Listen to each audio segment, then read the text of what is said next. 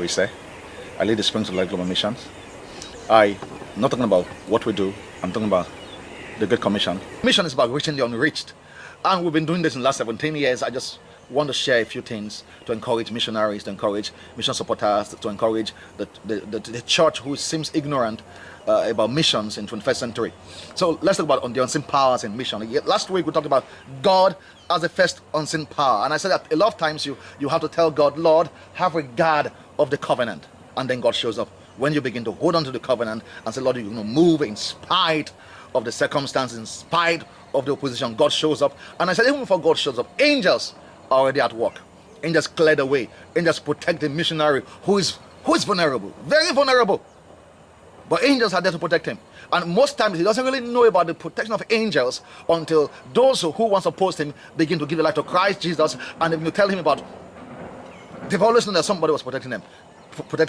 They've always seen the force and stuff like that. But there's also a third unseen power in missions, and these are the prayers of tens, 20s, 30, hundreds of Christians who are not in the mission field with the missionary. They are invisible, but your prayers are very effective. I cannot tell you that pray for missions and pray for missionaries. Why? You are the third most important invisible force who is there with the missionary in the mission field. One thing that drives missionaries out of the mission field is loneliness. This feeling of being alone. And the truth of the matter is that a lot of times we are all alone. Nobody's praying for us except us. Why? Family is against us. If an African missionary, family is always against you. Because they don't understand missions. White men have hundreds of years of missionary endeavor, so they understand that. But if you're black, if you're an African Christian and God has called you to the mission field, a lot of times you have very few prayer support. The churches don't understand missions. It's unfortunate. But this is very important. I have felt the prayers of the saint as a wall of fire around me. At times there was seasons just one person praying, then two persons praying, and then 10 people praying, and then 100 people praying. It makes a difference. Pray for mission. Pray for missionaries. The prayers of the saint is a third invisible force in the mission field. People don't understand. Why are you so confident? Why are you so bold? Who sent you here? Why? You are just alone. You're not alone. Prayers are behind you. Prayers are all around you. I'll be encouraging Christians to really pray for missions. I'll be showing you how in the next series of teachings. I'll talk about how to pray for a missionary and what you should pray for when you're praying for a missionary. There's a thought. And I want to talk about this. This is so very, very important.